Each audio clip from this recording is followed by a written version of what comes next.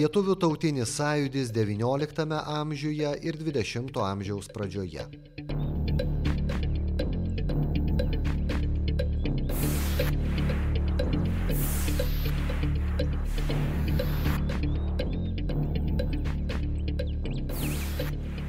Pirmieji tolimi tautinio Lietuvos atgimimo blyksniai išryškėjo gerokai prieš 1863 metus, kada Vilniuje visame lenkiškos kultūros spindesy veikė universitetas.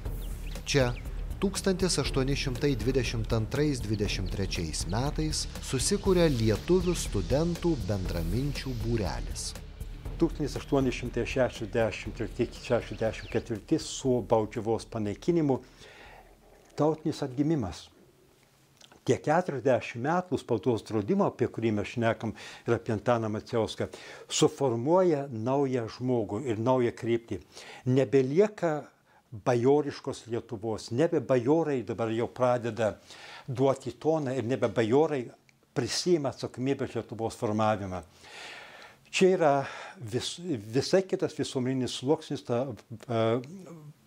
valstiečiai, mažažemiai, ir iš jų iškyla ta nauja Lietuva. Per 2 niūrius dešimtmečius, nuo 1864 iki Aušros gimimo 1883, subręsta iš liaudies kilusi inteligentija, kuri pagreitina tautinę evoliuciją. Lietuvių kalba buvo jos kalba, tikėjimas, papročiai sudarė jos esmę. Per Daukantus, Poškas, Ivinskius, Stanevičius, Valančius ji reiškia savo interesus. Nelikus Lietuvoje nė vienos aukštosios mokyklos, mokslo galima buvo siekti tik už tėvynės ribų. Bet ir Rusijos universitetuose jaunimas ima jungtis į būrelius, aptarinėti apverktiną Lietuvos tautinę padėtį, atsigręžia į jos istoriją, tradicijas, tautinės kultūros palikimą. Užauga ta karta, kuri mokosi vakarų Europoje. Jie studijuoja Paryžiuje, Prahoje, Londone, Vokietijos universitetuose. Ir ten prasideda tautų pavasaris, kai žmonės pradeda žiūrėti, kad tautybė, kuri remiasi ne tik tuo, kur tu gimei, vis dėlto yra išreiškiama per kalbą. Ir tada suklesti daugybė vietinių kalbų visoje Europoje. Ir Lietuva čia tiesiog dalyvauja tame pačiame procese, tik tiek, kad gal sąlygos yra sunkesnės. Toli gražu ne visos šalis okupuotos ir ten kitoms kalboms ateiti į apyvartą yra lengviau. O čia tiesiog mūsų šviesuomenė išvažiuoja mokytis, prisirenka šitų idėjų ir supranta, kad lietuvis nėra tik tas, kuris gimęs Lietuvoje. Nes ir Kosciuška, nė žodžio nemokėdamas lietuviškai, sakė, aš esu lietuvis. Bet jis taip save vadino dėl to, kad jisai gimęs didžiojoje Lietuvos kunigaikštystėje. Esu skaičius apie vieną iš brolių Biržiško, kuris irgi, žodžiu, save suprato kaip lenką, suvokė kaip lenką. Ir 19 amžiaus pabaigoje staiga pajuto, kad jis ne lenkas, kad jis lietuvis ir jis turi išmokti lietuviškai, nes jis net nemokėjo lietuviškai. Ir kaip jisai bijojo prisipažinti savo tėvams, kad jisai mokysis ar jau mokosi lietuvių kalbos. Ir kai galų galiai išdrįso prisipažinti, tai jo motina pasakė, tai tu ne mano sūnus, nes aš tave pagimdžiau lenku. Tai toksai, kur atrodo mes romantizuojam, ar ne, iš tikrųjų Biržiškas. O tai buvo, bet tėvai po kiek laiko atsileido ir priėmė tą lietuvybę savo sūnų. Tai tik reikėjo laiko.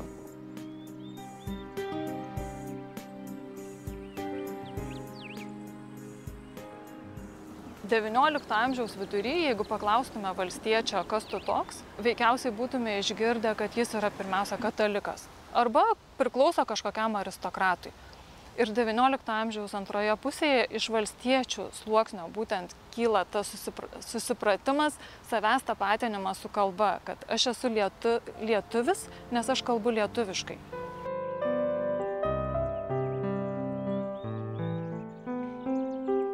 Keičiasi ta priklausomybė panaikinama baudžiava, žmonės laisvėja, ypač užnemuniai, kur dar anksčiau baudžiava panaikinta, žmonės turtingėja, leidžia vaikus į mokslus, daugiausiai, aišku, Rusijos imperijos universitetai, Sankt Peterburgas, Maskva, Dorpatas, dabar Tartu. Ir, o ten jau, aišku, tas idėjų katilas, kur jie prisiklauso, prisiskaito, prisidiskutuoja visko ir tas idėjas veža atgal į Lietuvą, į savo kaimus, savo tėvams, savo broliams, sesėms, savo kaimynams. Pasikeičia pats požiūris. Į sampratą tautybės įeina dar ir kalbos elementas. Ir žmonės ima žiūrėti, kad kažkaip negerai išeina ir tie slaviški rašmenys tarties neperteikia. Ir tas turinys toks, koks nelabai priimtinas. Ir savarankiškumas irgi, mąstymo savarankiškumas, pasaulėjautos savarankiškumas irgi didžiąją dalimi atsiremia į kalbą, į tai, kuo tu išreiški savo tapatybę. Na ir labai smagu, kad mes turėjom pakankamą kiekį tų jaunų žmonių, kurie galėjo tą sąjūdį išjudinti. Aišku, žinom, kad toli gražu ne visi jie dirbo čia, net mažoji dalis jų dirbo čia Lietuvoje. Kas kur išsklidęs po pasaulį dirbo tą darbą, dėl kurio šiandien mes galim kalbėtis lietuviškai. XIX amžiaus pabaigoje Peterburge gyveno apie 4000 lietuvių, o prieš Pirmąjį pasaulinį karą išaugo iki 25–30 tūkstančių. Atsirado lietuvių įkurtų draugijų, jos organizuodavo lietuviškus chorus, spektaklius, koncertus. Peterburge lietuvių studentų tautinės organizacijos buvo nelegalios. 1875 metais Sankt Peterburgo universitete susikūrė slaptas lietuvių studentų būrelis. Ta draugija yra labai svarbi ir tuo, kad žmogus, kurisai buvo tos draugijos varomoji jėga, yra Petras Vileišis. O Maskvoje, kur yra kita slaptoji lietuviška draugija, tenais varomoji jėga yra Basanavičius. Tos slaptosios draugijos paskirtis yra būtent skatinti ir ugdyti tautiškumą, skatinti tuos 40 narių, kad jie užsiimtų ir spaudos platinimu, kad jie apsiimtų lietuvių kalbos vystymu, kad jie prižadėtų grįžti į Lietuvą, kad jie kurtų lietuviškas šeimas, kad jie ignoruotų žmonės, kurie sukuria mišrias šeimas, o čia irgi yra net šiandieną labai įdomi tema. Antanas Macijauskas figūruoja kaip vienas iš Sankt Peterburgo studentų, lietuvių studentų, kurie dalyvavo toje slaptoje veikloje. Kartu su Povilu Višinskiu, su Vileišiu, su Petru Avižoniu, su Šatrijos ragana, žodžiu, tas būrys lietuvių studentų, jaunų žmonių būrys buvo didelis ir Macijauskas ten neabejotinai dalyvavo. Jo pirmi darbai irgi yra susiję su ta studentų veikla. Jo pirmos korespondencijos Varpe ir Ūkininkė, jo pirmos knygelės, tokio šviečiamojo pobūdžio apie žemės vidurius, vadinasi, pirma knygelė išleistos 2 dalys, po to tautosakos rinkinėlis, poezijos rinkinėlis. Tai jis dalyvavo toj veikloje ir iš karto ėmėsi pats iniciatyvos ir leidybos. Macijauskas su Januškevičium parengė lenkišką lietuvių kalbos gramatiką. Tai yra tiems, kurie kalbėjo lenkiškai, bet norėjo išmokti lietuvių kalbos. Tai mums dabar atrodo paradoksas, bet iš tiesų tai buvo toks laikas ir visaip stengtasi visuomenės poreikius patenkinti ir patraukti ją į tą lietuvybę. Tai o Macijauskas studijavo tai inžinierijos mokslus ir atrodo, ką tai turėtų bendro su lituanistika. Bet to laikotarpio žmonės iš tiesų buvo daugiadarbiai, galim sakyti. Iš tiesų, Avižonis studijavo gamtos mokslus ir mediciną. Ir kiti žmonės studijavo teologiją, dar kažkas technologijų mokslus. Tikrai jie nebuvo visi filologai ar ten kalbininkai ar kažkas, bet tiesiog reikėjo tą darbą nudirbti, tai atrodė teisingai ir jie to ėmėsi.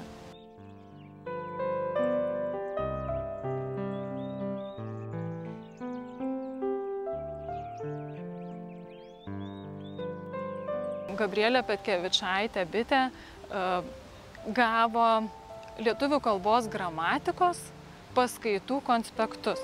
Tai buvo Kazimiero Jauniaus, Kauno tuo metu buvo Žemaičių kunigų seminarija, jo skaitytų paskaitų konspektai. Jie juos gavo ir pasirūpino juos perduoti Dorpato universiteto studentams, kurie tuos užrašus padaugino. Bandė iš pat pradžių spaustuvėje spausdinti, bet nepavyko, kai spaustuvininkas sužinojo, kad yra spaudos draudimas lotyniškais rašmenimis, tai vis tiek buvo pasirūpinta padauginti tą gramatiką ir ją išplatinti.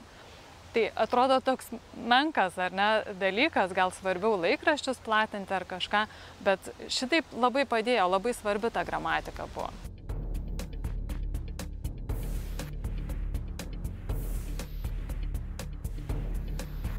Buvo vokiškai išleistos 1856 Augusto Šleicherio, 1876 Friedricho Kuršaičio, bet XIX amžiaus pabaigoje jau jos buvo išpirktos, jau jų nebebuvo. O poreikis mokytis lietuvių kalbos ir bajorams ir iš tiesų ir paprastiems žmonėms buvo didžiulis. O pasitikrinti jokio taisyklių rinkinio nebuvo. Tai šitos gramatikos hektografuotos 100, tarkim, egzempliorių, bet jos buvo labai svarbios. Ir visos jos išėjo iš lietuvių studentų rankų.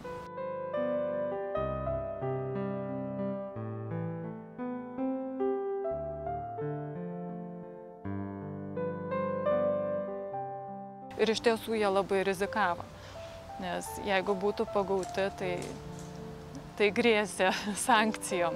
Tai 2 iš tų gramatikų neturi nei leidimo metų, nei autorių. Šitas Jauniaus kalbomokslis turi įrašytą ir autorių, ir leidimo publikavimo datą, bet iš išlikusių egzempliorių berods pusėje yra išpjauta autoriaus pavardė. Žodžiu, tai tom sąlygom slaptumas yra suprantamas.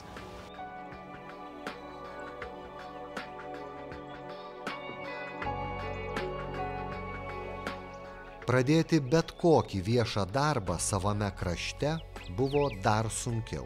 Siekiant, kad lietuviai negalėtų burtis ir plėsti savo veiklos, visos draugijos buvo uždraustos. Net religiniai susibūrimai, blaivybės brolijos, kovojančios su girtuokliavimu, buvo uždraustos. Rusijos valdininkai keldavo bylas kunigams, kurie pamoksluose kalbėjo prieš girtavimą. O apie politinių ar ekonominių draugijų steigimą nebuvo galima nė svajoti. Net ir teatro vaidinimai buvo draudžiami. Kalbėti apie organizacijas, kurios pradeda kurtis tuo mūsų tautinių judėjimų laikotarpiu, aš vėl noriu pasakyti, kad nesame unikumai.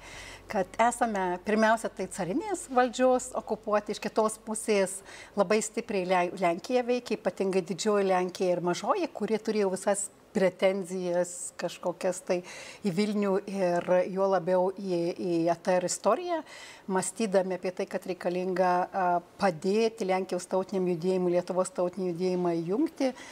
Tai moterų taip pat čia kuriasi lenkiškos moterų organizacijos nuo 1882 metų ir pažiūrėkite, pralenkia lietuviškas organizacijas, pradėkite nuo Oržiškovos knygyno, nors dabar sakome, kad tai mūsų yra Oržiškienė. Tik tai po 10 metų mes jau galim pradėti kalbėti apie lietuviškas tai yra organizacijas ir pati pirmoji, kaip ir visose knygose rašoma, tai yra mūsų 2 ypatingų moterų sukurta 1893 metais, tai yra Gabrielės Petkevičaitės ir Jadvygos Juškytės vadovaujama Žiburėlių organizacija ir tai iš tikrųjų yra labdaros organizacija. Aš nežinau, ar mes galim pasakyti, kad jinai globos šalpos organizacija. Aš vis dėlto laikyčiau, kad tai yra labdaros organizacija, kurios tikslas yra remti vaikus neturtingus, vaikus, kurie siekia mokslo. Tai yra labai akivaizdus tikslas yra ir tai nepriklausė nuo lyties. Ir ar tai būtų vyras ar moteris, jie tiesiog matė reikalą ir matė misiją būtent vaikų švietime ir tuo pačiu be abejo matė tame prasme, nes tai Lietuvos ateities klausimas, tautos ateities klausimas.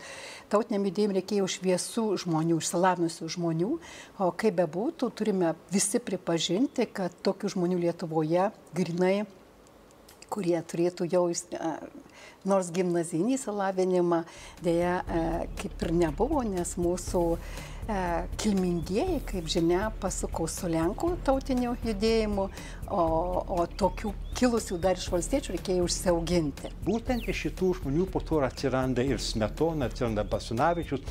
Ir čia yra ta karta žmonių, kurie kurdami tą vadinamą smetonišką Lietuvą per tą pirmąją Lietuvos nepriklausomybę, pavasarininkai, ateitininkai, skautai, šauliai, visos šitos organizacijos, jos formavo tą naują tautiškai susipratusią Lietuvą. Žiburėlio misija yra labai didelė mūsų tautinėme judėjime ir, kaip žinia, visi didieji vyrai, tiek Vincas Kudirka, tiek Jablonskis, tiek kiti, tikrai iš karto spaudoje pradėjo rašyti apie jas ir kalbėti apie jų reikšmę, svarbą, sveikinti ir skatinti, kad jos tikrai nenuleistų rankų. Moterys turėjo pirmenybę, nes pirma vyriška tokia organizacija įsikūrus 905 metai, Motinėlė ir jau kunigų įkurta Tarušausko, Damrausko yra įkurta organizacija, bet 1905 metai ir kaip matome, tai jau lygiai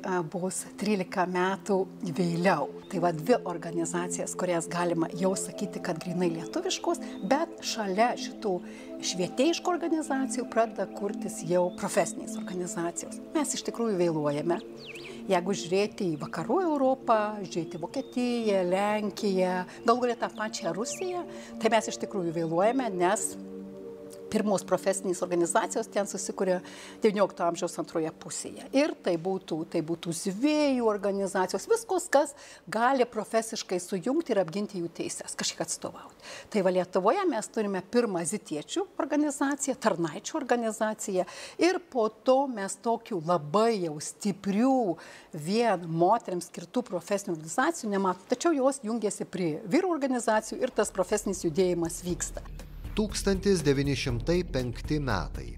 Daugiatautis Vilnius dūzgia tarsi bičių avilys.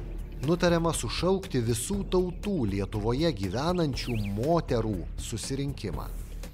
Lietuvės nori priimti vieną iš 5 reikalavimų, kuriame akcentuojama, kad Lietuva turėtų savo autonomiją Rusijos sudėtyje. Lenkiams tai negirdėtas dalykas. Peticija nepriimama. Organizacijos leistos 906. Carinė valdžia pradeda leisti organizacijom kurtis. Ir kas yra įdomu, Vilnių ir Kauną carinės administracijos buvo numatyta padidintos, kaip pasakyti, rizikos zona. Ir čia organizacijas, kuriamas labai stipriai žiūri. Tai jeigu taip nežinant šito fakto, tada mums kiltų klausimas, kodėl? Kodėl 908 metais yra įkuriama kas? Lietuvos katalikių moterų organizacija oficialiai. Bet Lietuvos moterų susivienimas, kuris buvo tų mūsų ypatingiausių, išsilavinusių, veikliausių moterų, negavo tokio leidimo. Katalikiška organizacija cariniai valdžiai buvo parankesnė, nes jinai nešė ką? Tikėjimą, to tokio griežto reikalavimo apie autonomijas, apie moterų teisės, jos tokių, tai buvo punktas, bet jis buvo paskutinis. Ir dėl to iki 1900 nepriklausomos Lietuvos mes turim vieną stiprią organizaciją greta zitiečių ir Žiburėlio draugijos. Čia daugiau nieko neieškokite. Jeigu ne tai, kad mes turėjom Šliūpą, Basanavičių, Ičą, Smetoną, Macijauską ir eilę dar kitų pavardžių, kuriuos galima sudėti, ar mes šiandieną čia kalbėtum lietuviškai, ar mes kalbėtum apie spaudos draudimo panaikinimą, kokia galų galia buvo ta spaudos draudimo įtaka, arba dar svarbiau reikia iš kitos taško pažiūrėti. Tuo metu, kai jie studijavo Maskvoje ar Peterburge, baigę mokslus, būdami katalikai ir lietuviai, jie negalėjo gauti paskirimo į valdiškus darbus Lietuvoje. Žodžiu, baigęs pedagogiką, negalėjo grįžti į Lietuvą šičia mokytojauti. Baigęs mediciną, Basanavičius galvojo, galėsiu į Lietuvą grįžti, bus lengviau, bet vis tiek jį išvarė į Bulgariją. Rodos Bulgariją. Ir mes turim tokią situaciją, kad ne tik tai, kad mes buvom lenkinami iš vienos pusės, rusinami iš kitos pusės, mūsų katalikybė puolama stačiotikybės, Krivicas įvestas vietoj mūsų lotiniško alfabeto, bet ir mūsų šviesuomenė baigusi mokslų nebegali grįžti į Lietuvą ir čia ugdyti ir puoselėti pačios valstybės. Ir čia mes turim tokį prakeikimą, kad reikia šiandieną suprasti, kad kadangi mes dabar jau gyvenam tokiam auksiniam savo tautos amžiuje, čia yra stebuklų stebuklas. Ir turime būti ypatingai dėkingi tam pačiam Antanui Smetonai, kurio nenorima šiandien jo 150 metų gimimo sukakties proga paminėti. Ir čia yra tragedija Lietuvos mastu. Ir mes turim dėkoti ir Yčų šeimai, ir Silvestrui Digeliui, ir daktarui Jonui Šliupui už ypatingai didelės kovas Amerikoje, Basanavičiui už jo visą įdėtą darbą, Macijauskui ir jo visai šeimai. Žodžiu, Lietuvos kaimas ištempė ir pastatė Lietuvą.